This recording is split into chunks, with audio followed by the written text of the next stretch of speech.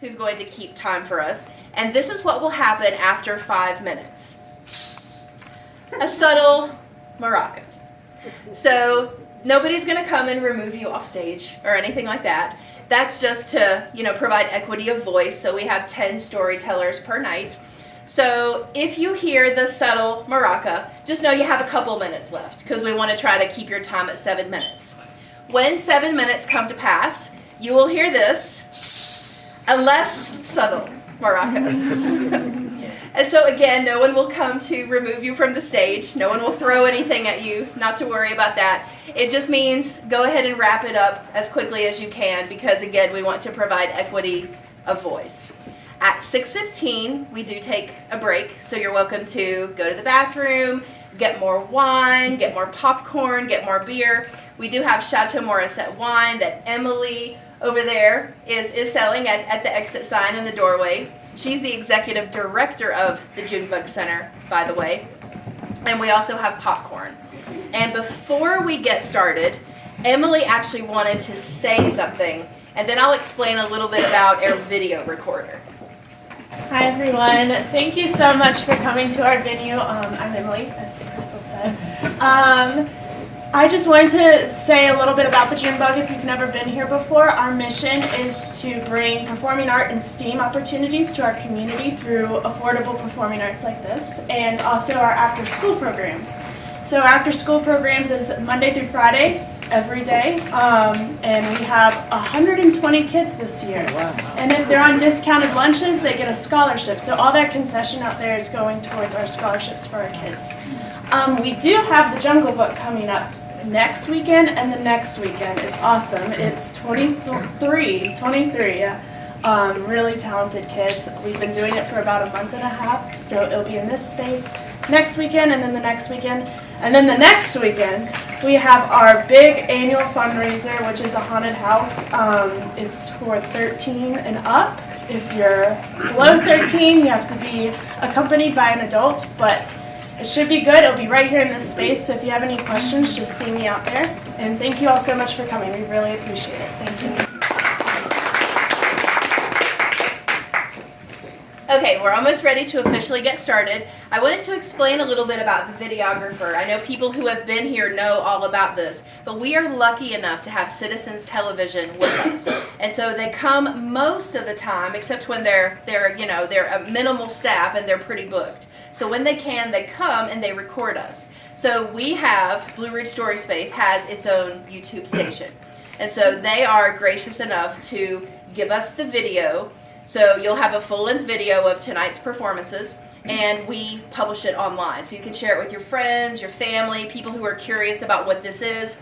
It also airs several different places. It airs in Floyd, it airs in Newcastle, Fort Chiswell. So it does air a few places locally. And so what I have in my hands is the hat.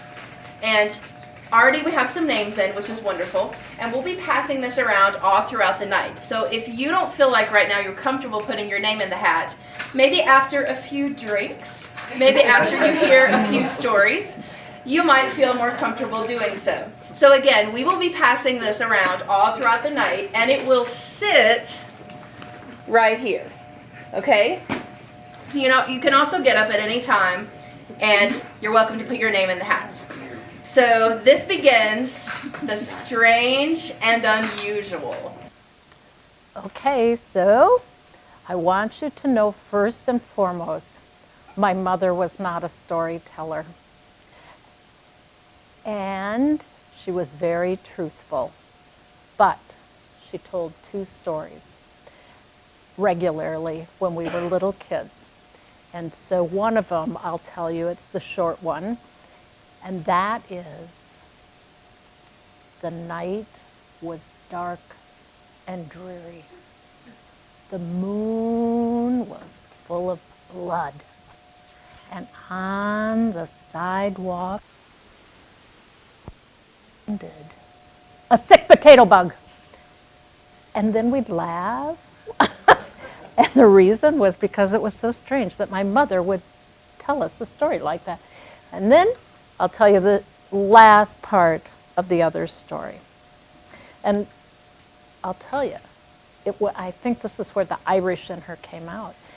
She'd go on and on about this long story, and the end of it was, "Who stole my golden arm? Who stole my golden arm? Who stole my golden arm? You did!" And then we'd jump. Happened every time because my mother didn't tell scary stories. But round about the age of 10 or 11, I actually had a scary experience. And there were a group of girls and Girl Scouts, and we had a leader that was not a Girl Scout, take them camping type of person. But we found somebody, a teacher, that would go camping with us. We lived in a small town, and most of the countryside was full of farms. And so most people didn't go camping. They just lived out in the wilderness or in the woods or whatever. So we had a person, a teacher from the school that was willing to take us camping. And she found a high school student who was willing to be her helper, a chaperone.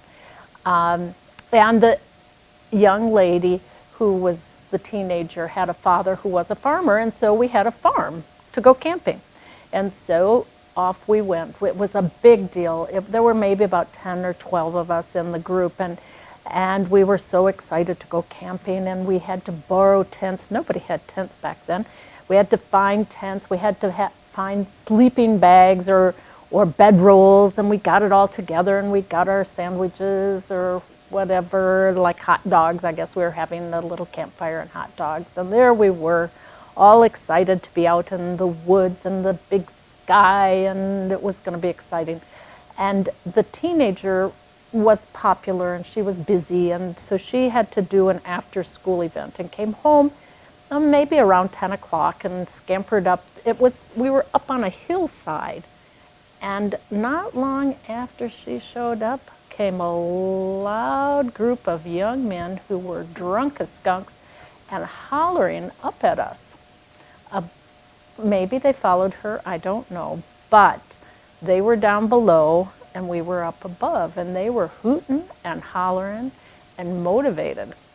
And we didn't feel too excited about this, and the teacher certainly, with all these young girls, did not feel too excited about this. And so what do? You think it through, and then you say, okay, let's leave. But the farmhouse is on the other side of the road where the car with the loud boys are. So we went up the hill and into the pasture. Now it's night, and it's dark. And maybe we had flashlights, I don't remember. But we started walking through the pastures into who knows where. We had no compass. Girl Scouts should have a compass, right? But we didn't have a compass.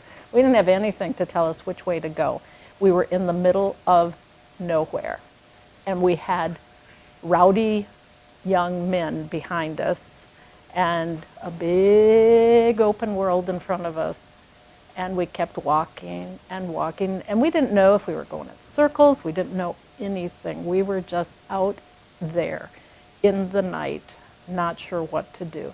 I'm sure the teacher was crazy scared, because now she's responsible, not for kids camping, but for kids in the middle of nowhere. So we just kept walking and walking, and then we saw the cows, and we thought, oh, bulls, they chase you. They could be harmful. So then we're really scared now. At this point, we were scared. But then the bull idea really got us moving. We finally found a farmhouse. And lucky, the farmer's daughter that was with us said, I know whose house this is. So she went up. She called her dad. Her dad came and got us in the truck. We're all piled in the back. We make it to the farmer's house. We sleep on the floor. We sleep on the couch. We sleep on wherever we can. And in the morning, we go back. All of our food is spread all over. There's obviously been something here, and there's not bear in the neighborhood. So we knew I think one of the tents had some urine on it, and I mean, it was a mess. So we packed it up and we went as fast as we could back into town, thinking, wow, do we have a scary story to tell. We have really, really, this is probably almost for the newspaper. This was scary. And this is the part that's not unusual, it's usual. In a small town, everybody knew the story already. And that's that.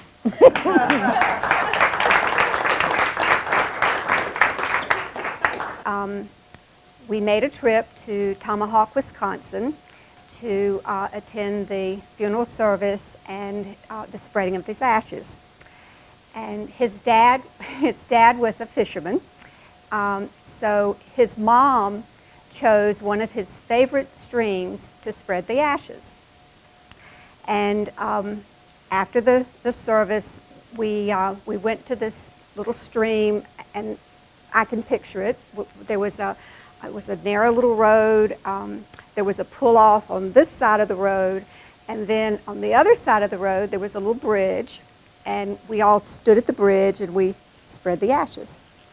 Now, at this event were my mother-in-law, Sally, you will hear her name later, my husband, Daryl, my sister-in-law, Mackie, and her husband, Don, and those names too will come up again. 16 years after his dad died, on her 101st birthday, Daryl's mom passed away. And she had always told us that she didn't care where we put her ashes, but we promised her that we would take her back to Wisconsin and put her ashes in the same place that we had put his dad's. Sorry. And so we kept our promise, and we went to northern Wisconsin and met with Daryl's sister and her husband at the Central Wisconsin Airport. We rented a car, and we started off to find this bridge, this stream that we were going to spread the ashes. So Daryl had ordered maps from Lincoln County, Wisconsin to make sure that he knew where the stream was so that we can just drive right to it. But as it happens, we found lots of little streams that had the name Little Bear Creek or Bear Creek this or Bear Creek that, but we could never find the stream that had the bridge that we all remembered. So after several hours of riding up and down the road and down dead-end roads and backtracking, we decided that we should just go to the resort that we were staying in for the weekend and have a new fresh start the next day, which is what we did. That morning when I got up, Daryl was in the bathroom of our little suite, hovered over the bathroom, and I said, "What on earth are you doing?" And he said, "I'm dividing the ashes so each of us has a bag." So he was putting the ashes in a little plastic bag for each one of us. We had breakfast, we felt fortified, we were ready to go find this place that we needed to spread the ashes.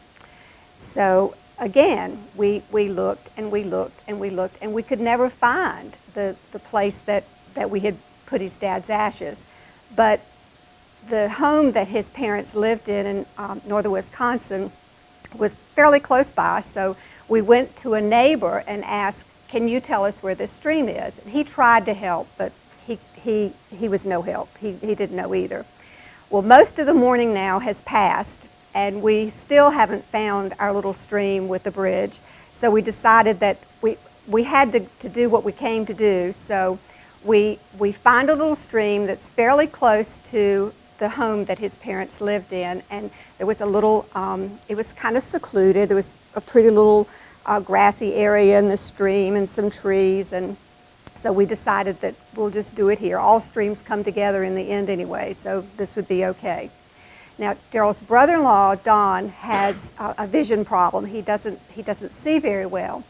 And so we had our little ceremony. Daryl passed out the bags of ashes, and we all go over to the stream and open up our bags and put our hands in. But Don, who doesn't see very well, instead of putting his hand in the bag, he just takes his bag and does this number, and the ashes were all over. I mean, he was covered in Sally. And so his wife brushes him off the best she could, and we decided that we needed to go to the pub that she loved so much and have a beer in her honor. So that's what we did. And while we were sitting there having our beers, Daryl looked down, and Don's feet were still covered in Sally's ashes. So he brushes off the ashes onto the floor, and he said, "It's okay, Mom loved this place." So she was a very serious-minded person. She was serious about most everything, but we decided after this fiasco that she would have a smile on her face.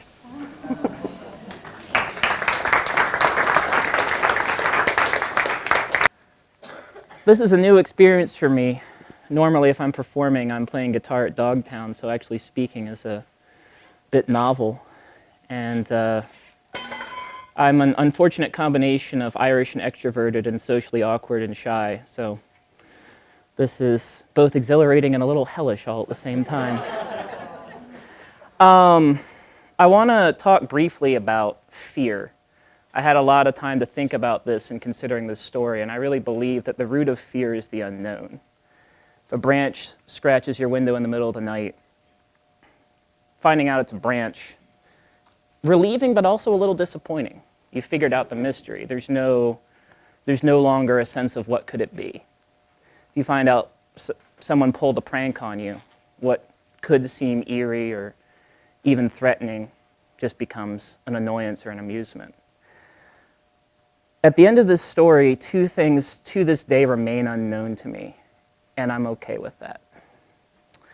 In June of 2016, I made friends with a young man who's originally from the area, and he was on really hard times. He'd been in a bad car accident. I wasn't sure if he'd been mixed up with drugs in the past, but he seemed to have kind of a checkered history, but he was trying really hard to get on the straight and narrow. He'd gotten himself a job. He'd gotten himself a place to rent. And the place he was renting was a very unseemly trailer over in Gray's Park on the edge of town. And I visited there with him once and told him no offense, but I didn't really want to go back there again. It gave me a very uncomfortable feeling. And he told me he understood, and he assured me he was only there because it was what he could afford. So one night he texted me and said, "Hey, you're going to Dogtown tonight." It was Thursday, and happy hours, my thing at Dogtown.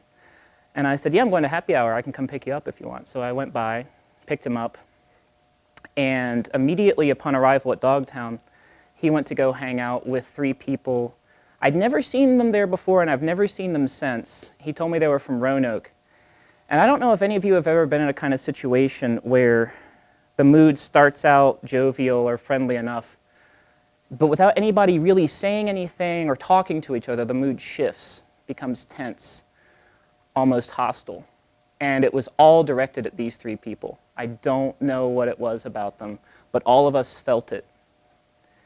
And two people came up to me and said, "Who's Walter hanging out with?" And I said, "I don't know. I've never seen them before." And they said, "I really hope he doesn't hang out with them for very long. They don't look like good people." About 30 minutes after that, I lost track of him. He disappeared. And about 15 minutes after that, I got a call from him. He was slurring. He sounded like he'd drunk half a bottle of Jack Daniels in a sitting. And I'd only seen him drink 2 beers. And he said, "Man, I'm really messed up." And I said, "Where are you?" And he said, "I don't know." And I said, "Okay, can you give me kind of a rough idea?" He was sitting outside Angels in the Attic. He'd wandered up the street without paying his tab. And he was sitting on the little bench near the boutique, vomiting on the street. I asked him, how much have you had to drink? And he said, "I've had 2 beers. And he said, "I've never reacted to alcohol this way." And I didn't really know what to do. I suggested calling an ambulance, and he wouldn't hear of it. He didn't have insurance. He didn't have any money. He didn't want to pay for whatever medical procedures might have to take place. So I got him in my car, and I took him back to his trailer. He was in and out of consciousness the entire way. And I didn't really know what to do, so I called my friend Jake, who's far more streetwise than I am and has experience with all sorts of messed up things that I could never imagine. And Jake told me that everything about his behavior was consistent with GHB poisoning. I'm 90% positive someone tried to roofie the girl next to him. The two guys, it was two guys and one girl that were from Roanoke that he was sitting with, and I think one of the guys put the drug into Walter's drink instead of hers. So I got him back to his trailer.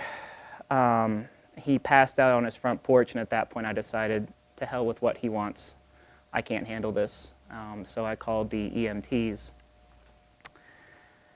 You would think in a normal world, the story would have a happy ending. The EMTs show up, get him the help he needs, I can go on my merry way. I waited about 20 minutes or an eternity for them to show up, but they didn't show up first. The cops showed up first.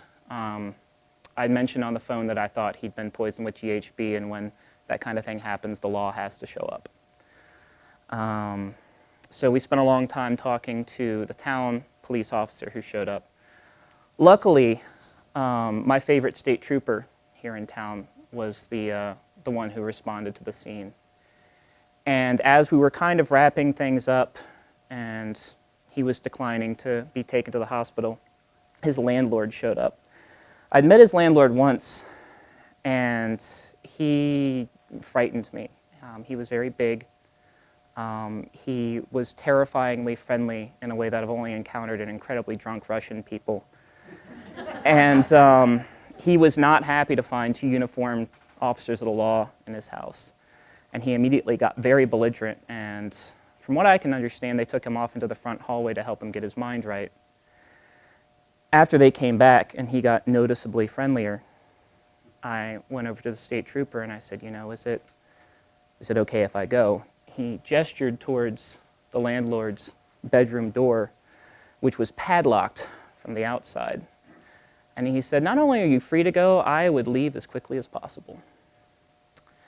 I still don't know what happened to Walter, if he was drugged or not. And I don't know why the landlord's door was padlocked from the outside. And I'm really happy not knowing. Yeah.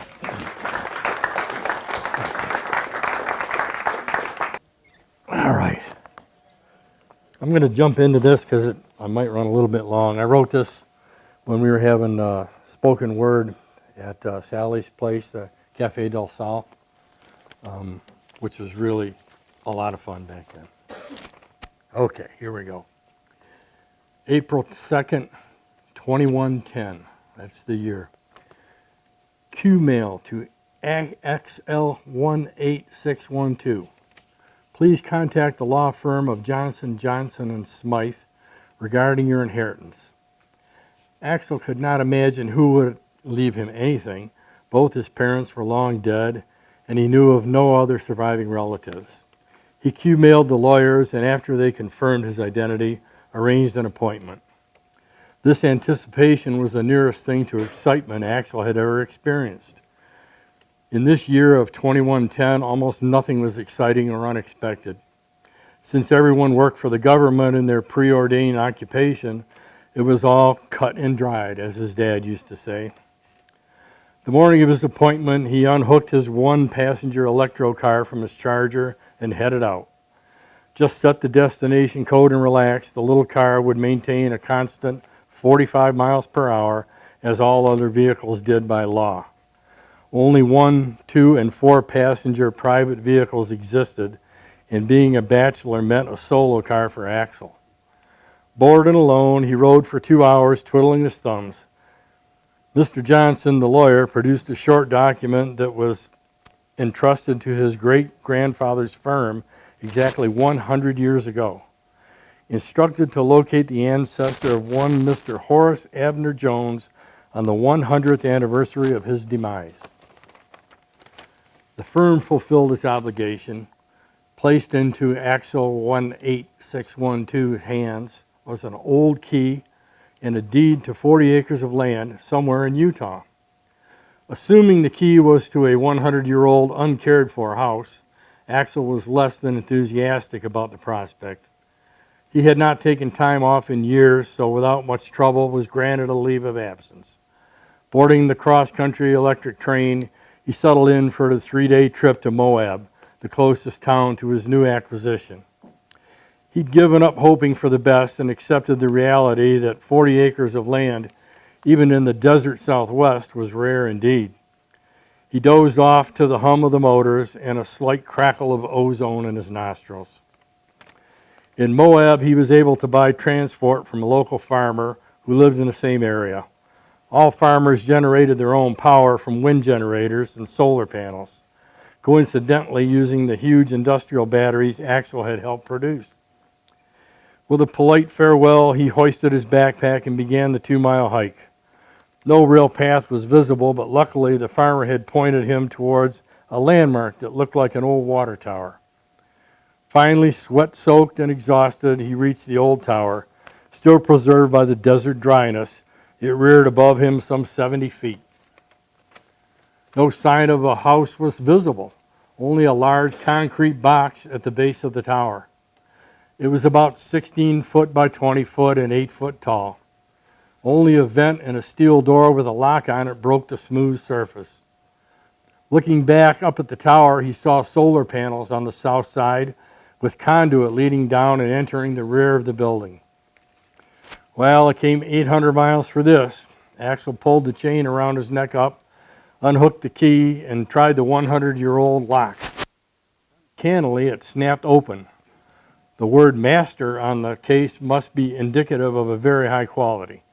The steel door was not so cooperative. It took a mighty heave to move it, but open it did. A soft click, and the chamber was bathed in pale solar-generated light. A quick scan revealed little to look at. On his left sat one chair and a single bed flanked by bookcases.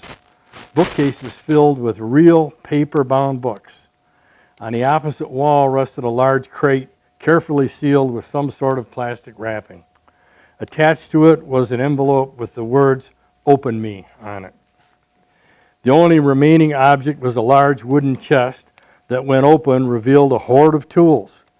Most were hand tools with a few low-voltage power-operating drills and such. No longer able to contain his curiosity, Axel took a large knife from the tool chest to rip it open. From the tool chest to rip open the sealing wrap covering the crate. The exposed wooden framework had the words Honda and Made in Japan stenciled on it. It must be an early electric vehicle, he thought, for Honda was now the largest manufacturer of electric cars in the world. With the envelope forgotten for the moment, he tore off the wood and gazed wonderingly at its contents. He knew what it was. He had seen a motorcycle in the National Museum years ago. Like all fossil fuel vehicles, they had been banned 80 years ago. Great. A concrete bunker with musty old books and a museum piece inside. Picking up the envelope, he plunked down in the chair, taking a long look at the machine. 2 shiny wheels and a strange type of engine nestled between them.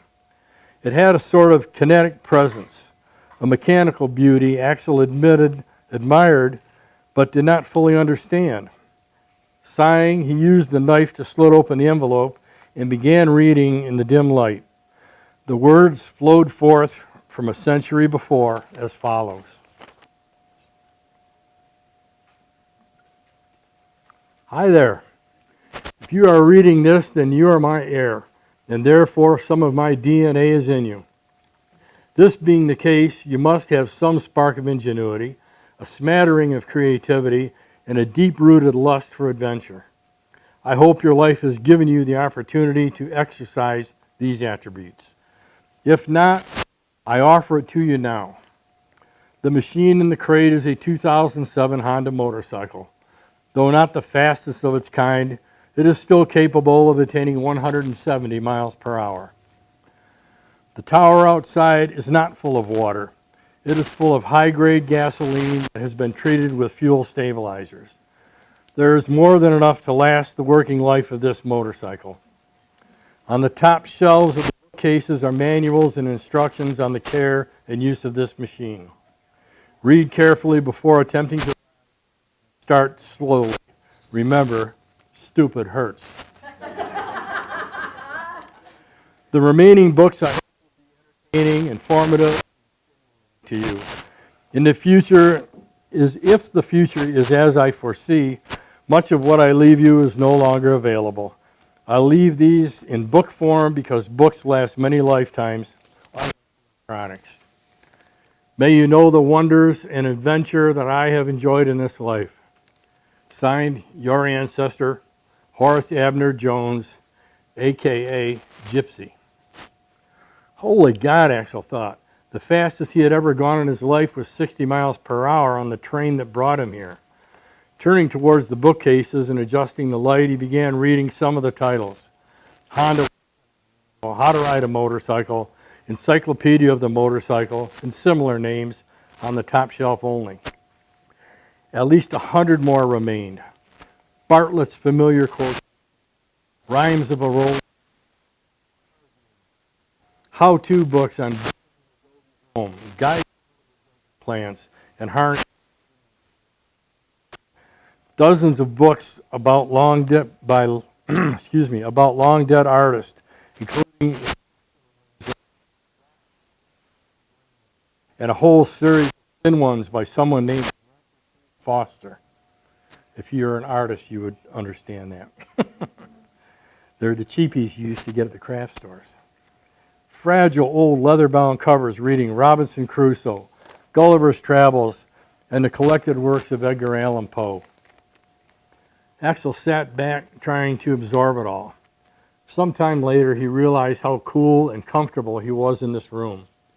On careful examination, he found 4 deep indentations in the walls, just right for the addition of windows. He had taken 1 month leave of absence after all. Maybe he should go pick up some supplies. He had a comfortable hut on 40 acres and plenty to occupy his time. What harm could it do to read a few books? And he was just dying to try that motorcycle. That's it.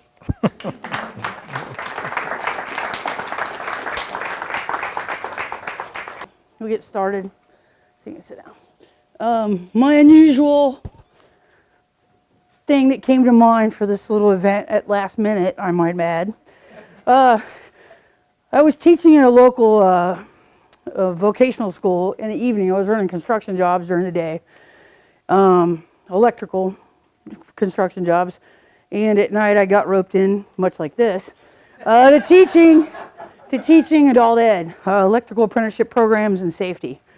And it was adult ed, and you had to sift through, which I have no idea what it's like to teach children, but you had to sift through who was pulling your leg, who really was working, who wasn't doing their homework, offer them extra credit, do anything you could do to get these guys to pass and try to help, because you weren't sure if they were sincerely struggling or if they were just pulling your leg. So I would do things like, if they were going to fail, Habitat for Humanity needed some people to wire houses that weekend. So I'd say, all right, guys, if you volunteer this weekend, I'll give you some extra credit and it'll boost your grade up, whatever. So I was always doing extra credit or projects or something to help these guys out. Well, these 2 guys, they were always together, like Mutt and Jeff. These 2 guys always seemed to have some kind of excuse. And finally, I just had it, and they swore this one particular night, they were working late, and they were out on their motorcycles. So there's 2 things they knew about me. 1, I was gay, and 2, I rode a motorcycle. So they were going to be coming home from a late night job, and they had this person that I was going to meet that I would be really impressed with. So this was supposedly, I'm guessing, to smooth over their late and tardy homework, extra credit, all the above. And they were like, meet us at this club at, such and such a time. We'll get off work, we'll ride our bikes there, and we'll check out each other's bikes, and we'll introduce this person, blah, blah, blah. I'm like, yeah, whatever. Well, as the time got nearer that evening, it was a hot summer night. I was like, a bike ride wouldn't be too bad. And it looked up the address, and it was only a few blocks away. It wasn't even a mile ride. So I'm like, I hate to fail these guys and then think later that maybe they were really working late, or maybe it was legit. So I had to go the extra mile. So I drive over to this place, Club Deuces or Club Spades, some kind of card. I don't know. And it was in kind of a bad part of town because, you know, different parts of town pop up nice and bad, whatever. And I parked my bike and I got off and went inside. And there was 2 doors and the bar was a huge U shape with the bartender standing inside the U, and both doors brought you in around the outside of the U. And there were some pool tables and such. It was pretty dark. I was the only white person in the bar, which didn't bother me, but it leads to an important factor later in the story. It's the only reason why I bring it up. So I sat down in the center of the U and could see both doors to see if they showed up. And sat down, and I thought, well, I might as well have a drink. Well, I get through this, and I ordered 1, 7, and 7. And the bartender came up, her name was Kat. She introduced herself, and that happened to be the person that these guys were going to introduce me to. But I didn't say anything. I just ordered my drink, assessed the situation, looked at my watch, and we were nearing the time that they were supposed to show up. So I just messed around with the ice and sipped on my drink and kept watching my clock and watching my watch. And 20 minutes, a half hour goes by. And in walks the only other white person into this bar. And she has this long fur coat on, what appeared to be like diamond rings, really dolled up to the nines. And I couldn't help but notice. I mean, I couldn't, you know, and I was like, wow. And she comes around all the way around and sits to the right of me. Okay. So I finished my drink, and now we're like 15, 20 minutes past the time that they're going to meet. And I'm like, oh, this is another farce. They're pulling my leg. I should have known better. And so I was waiting for my tab for the one drink. And the lady spoke to a gentleman. And he was a very unique looking gentleman, high cheekbones, really long, narrow face, light-skinned, and very attractive looking guy, you know, but very different looking, a very unique look, per se. And so they left. They come back. Short period of time later, I got my tab and left my tip, and I left. Well, the next morning I get up for work, and I usually stopped at the local Stop and Rob or Dairy Mart or whatever you want to call them. And the woman's picture is up on the big screen above the clerk's head, and it says, if you've seen this woman in the last 24 hours, she was found dead in her car, burnt in the trunk of the car. And I looked up, and I mean, it was her in the fur coat, everything. And I was like, oh my God. Well, there was 2 Columbus, Ohio police officers standing to the right, 2 lady cops. And I looked up and I went, oh my God, I saw her last night. And they were like, really? I go, swear to God. I said, that's definitely her. So they took down my name and number. No more was heard about it. 2 years go by, and a detective calls me on my home line. And they said, she wanted to talk to me about this. So she says, can I come by the house? Absolutely, come by the house. Now, it's been 2 years, okay? She brings by all these huge mugshot books and throws them on my counter in my kitchen. She says, can you identify this guy you saw her with? I'm like, man, I don't know. It's been 2 years. So I flipped through the book, second book, boom, there he is. And she goes, are you sure? And I go, absolutely. He's very unique, like high cheekbone, very long, narrow face, very unique looking, attractive gentleman. And lo and behold, they found blood in her carport. They caught this guy in Cleveland, Ohio, using her credit cards and trying to pawn her diamond ring. It was a 2-carat diamond ring. But they couldn't put him and her together. They could say that that was all circumstantial, sort of, and that she may have given her credit card or whatever. But what I found weird and strange was I was the only person that could put them together that came forward with this. So I ended up having to go and testify in court. And they tried to rake me over the coals. They tried to make me uncomfortable. And the prosecuting attorney was, or whichever, all the attorneys was trying to mess with me. And they were saying things like, well, how do you know that was her? And I'm like, no offense, guys, but I was the only white person in an all African American bar. And she was the only other white person that walked in, and she was very attractive, and I'm a lesbian. I checked her out, you know. And the whole jury just did exactly what you guys did, but he didn't shake me. And then they asked me to point this guy out, you know, actually like trying to intimidate me to point this guy out, and I pointed him out. And they wanted, you know, they kept questioning, you know, different things. But lo and behold, he ended up being found guilty because of my testimony and because I was the only person that could link. All the evidence was still singular pieces of evidence in that whole entire story, except for what I saw over that little 20-minute, half-hour piece of time. So I thought it was a little strange and unusual. I thought I would share it.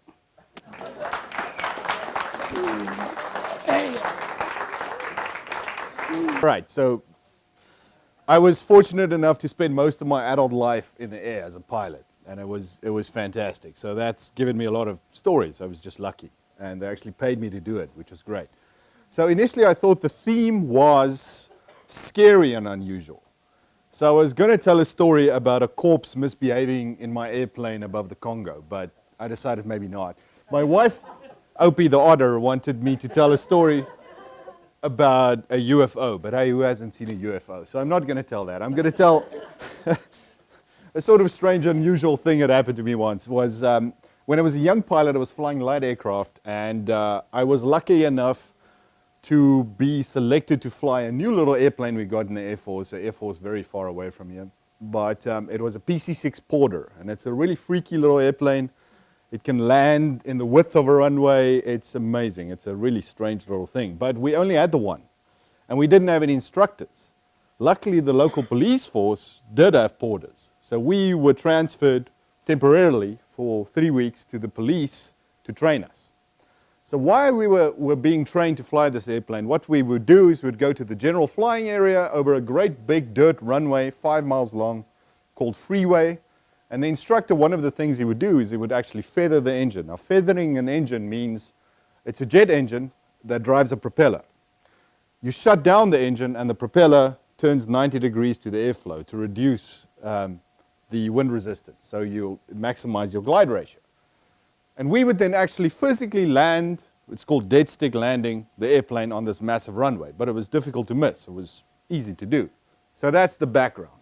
One day, Cessna arrives, the company Cessna, at the police to demonstrate the then new Cessna Grand Caravan to the South African, well, to the police service, because they wanted them to buy them.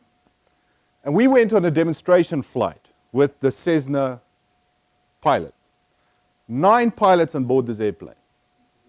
So this is the most highly qualified airplane you've ever been on. And we're flying around in the general flying area.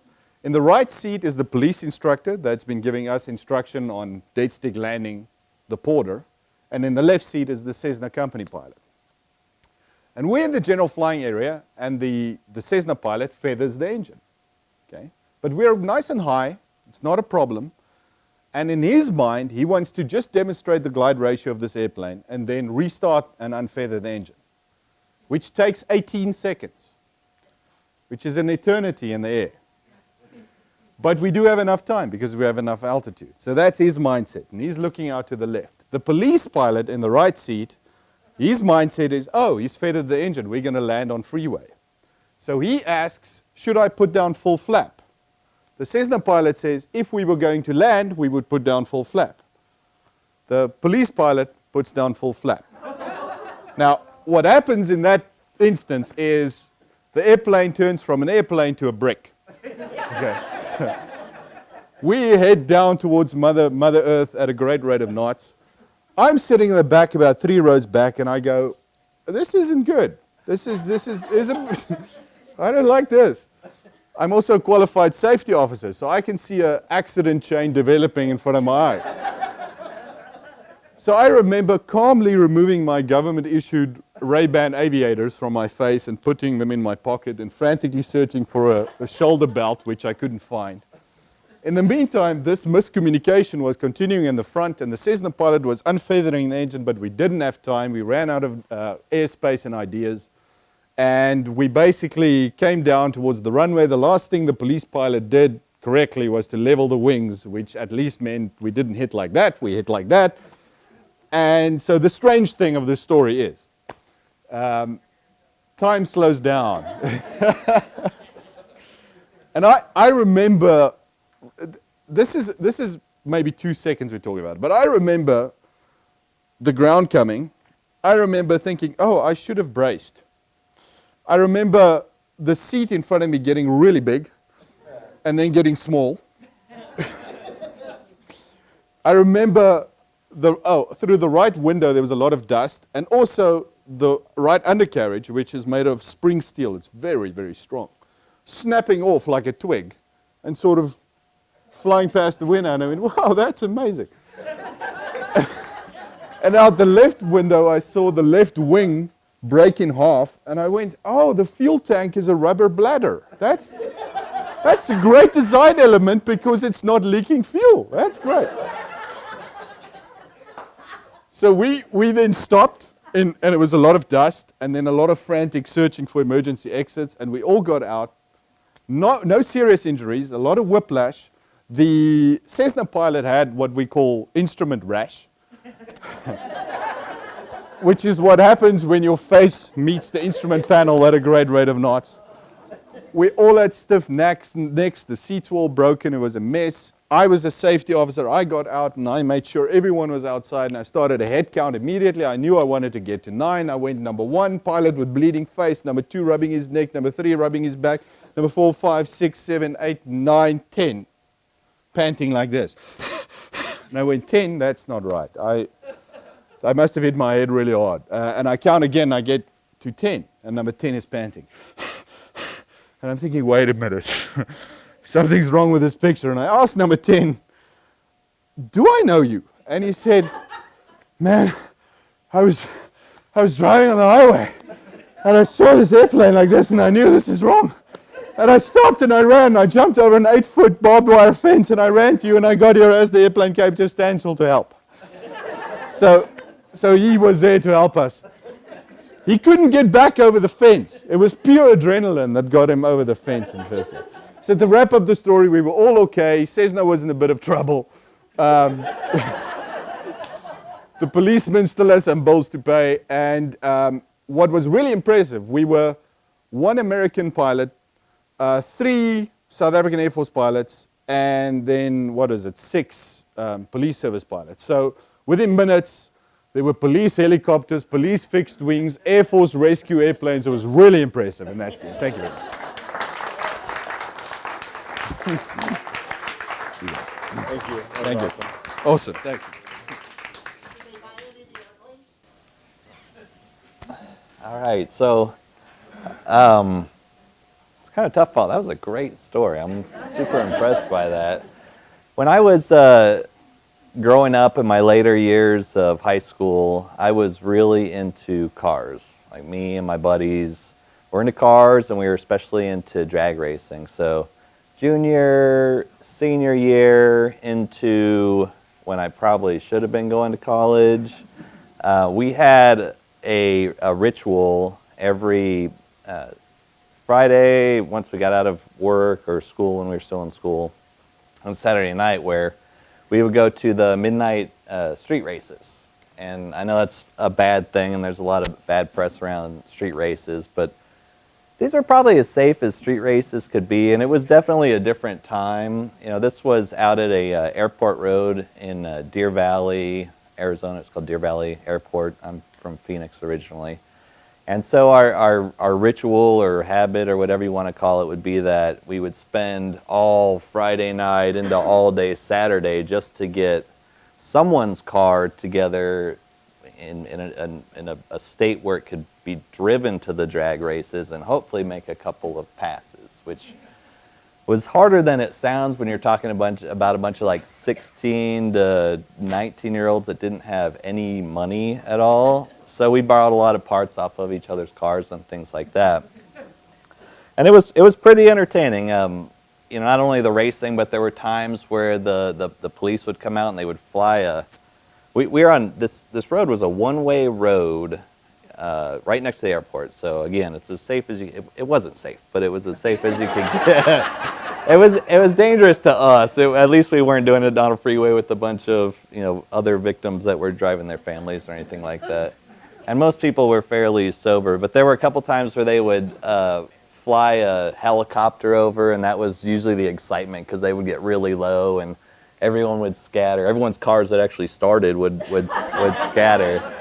But my buddy, my good friend Johnny, toughest guy I've ever met, state champion wrestler, little guy, but just always there, and just he was hilarious. He had a big white guy with the big afro and stuff. He's a great guy, but he had this 64 Ranchero that he had pieced together. And I don't know if a Ranchero is like a half truck, half car, and it was a unibody car, and it was had a 302 and a 4-speed in it. But when he first got it running, he didn't have a cable for the throttle for his gas pedal, so he hooked up a coat hanger through the firewall and was driving this around for a good period of time using a coat hanger for a gas pedal and still shifting a 4-speed car. And of course the front end had never been rebuilt and it was as loose and as scary as you could be. I at that time had a 1964 El Camino, so it was kind of this like 64 Ford Ranchero, 64 Chevy El Camino. It was a big deal. And my car was a little bit safer than his. I mean, it was, it had some problems, and I'll just point out, it had a broken motor mount. It was still column shift. It was a small block Chevy, and the broken motor mount actually is important in this story. But non-car people are like, what is this guy talking about? But so one night we were headed out there, and my car was running and his car was running. At this point, he had a gas pedal on it. And so we get to the races and everyone's talking, and everyone's betting, and the rumble starts, and like, oh, we're gonna have Chevy versus Ford and El Camino versus Ranchero. It's so exciting and everything like that. So Johnny at the time was not in a good state to be driving, so I was as good as I could be. So I decided to let my friend Clint race his car for this, big race. And it was kind of strange because we weren't racing at the normal place that we did before by the airport road because there were cops there was something going on. So we had this other road that had some side streets, and it wasn't nearly as safe, and it was kind of narrow, and it was kind of strange. So Johnny said, fine, Clint, you can race my car. And so we lined up, and we took off, and I got a jump on Clint, a pretty good jump. And because my motor mount was broken and it was a column shifter, the linkage had kind of bound up. So when I went to shift into second gear, I missed it. I threw it into neutral, and my car like stopped. And he jumped out ahead of me, and the next shift, the car took a hard right, and then took a hard left in front of me and hit the curb, and all I saw was the bottom side of the car.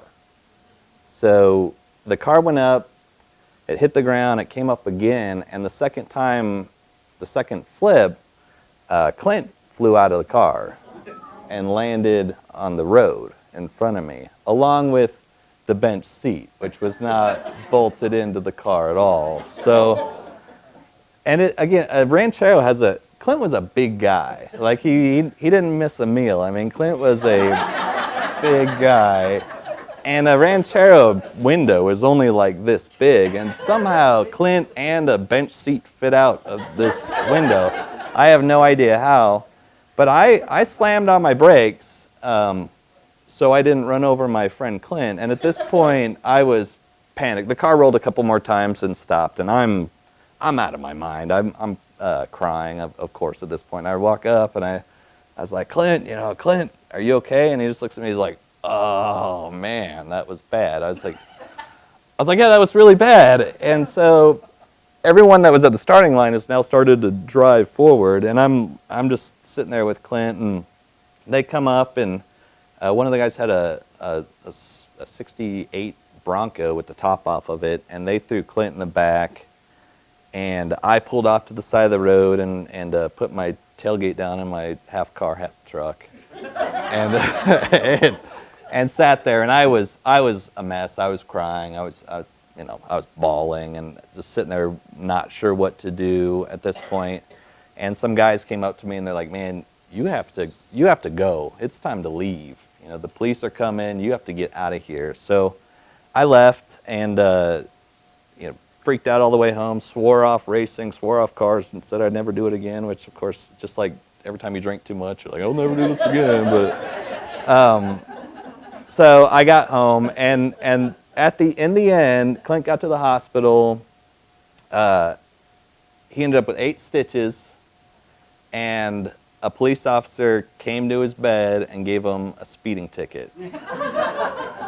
And that was it. So, and of course we continued racing, but I just thought it was kind of unusual that someone could live without any injuries. So that's it. So I got.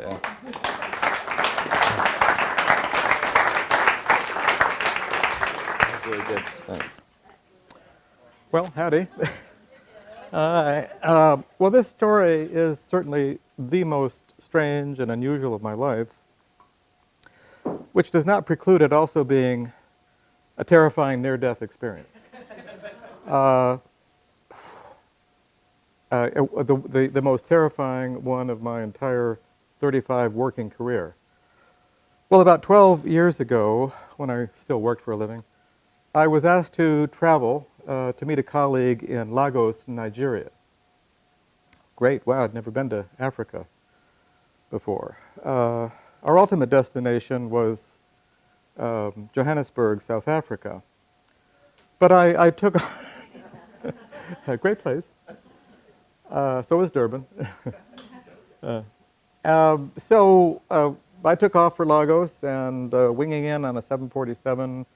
Beautiful layout, looking like scenes from National Geographic. Landed in Lagos, met my buddy Andy Vickers, my British colleague, and we met our host, who was a French expatriate, Patrice, who drove a very a Mercedes light blue 4-door. And I say that because I've learned very recently that when you have experiences like this, from Dr. Ford, we learned that norepinephrine surges through your system and locks the memories in the hippocampus permanently, and you do not forget these details. This is what happened. Since it was my first time in Africa, I was taking in every detail.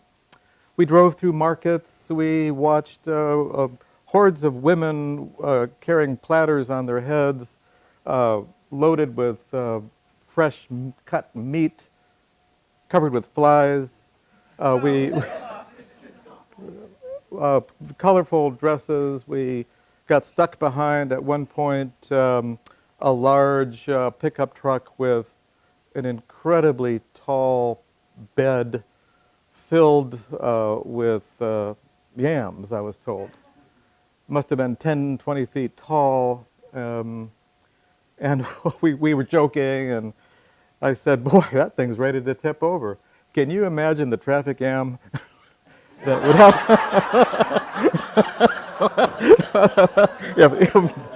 With all those veggies mashed in the street. So we drove for a couple of hours, just about 2.5 hours north to Ibadan, a smaller city, and we conducted our technical training mission with the dealerships that we were meeting there. Well, the day came a couple of days later that we were to return to the airport. And we left at about 1 p.m., just after lunch. The plane was not scheduled to leave till about 8 o'clock at night. We had business class tickets, seats secured.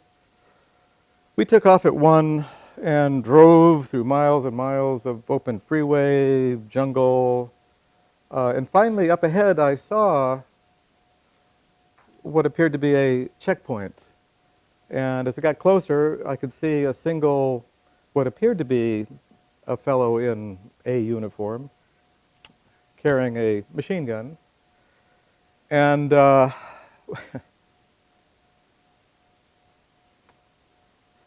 so our host was driving with his wife seated in the passenger seat, Andy Vickers and I in the back seat. We slow down as we approach the checkpoint, and Patrice says in his French accent, he says, "I know what he wants. He wants money. He is not going to get it." And Andy and I look at each other, eyes somewhat bugged. He slows down, and just as we almost stop in front of the gentleman with the machine gun, uniformed, handsome, striking, muscular, he hits the accelerator, floors it, and we rocket through the checkpoint. And this man had a machine gun. And as we passed him with wheels burning, he butted his machine gun against the tail end of the car and shouted something rapidly in the local language, Yoruba. And Andy Vickers and I looked at each other in the back seat. And the experience was one of complete calm. One's life passes before your very eyes, but there is no time for adrenaline to flush through your system. Instead, Andy and I both, at the same time, went down in our seats because we thoroughly expected a hail of machine gun bullets to be flying through the back window. Yeah, hands down, we were dead. We were dead. But we approached 100, 140 miles per hour, just flying. I'd never, ever driven in a car that was traveling that fast. And finally, we got far enough away where Patrice said, it is okay, it is okay. Here's another car pulling up behind. He is distracted. He will not shoot. Yeah. So I said, oh, great. That's good. That's good. We are so lucky. We are so lucky. And Andy, who had the presence of mind to remember to say something to this lovely wife, strikingly beautiful young black woman, native. He asked her, what did he say? What did he say? Tell us, what did he say? Could you translate that?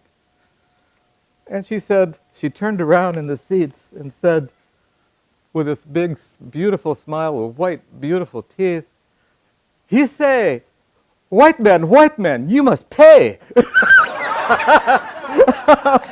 I said, oh, okay, alrighty. So we're rocketing. Now, we've got plenty of time to get to the airport. So he slows down and drives at a normal speed of perhaps 90 miles per hour. But eventually, we have to slow down. The traffic looks pretty bad up ahead. The freeway approaching the metropolitan area was becoming quite clogged.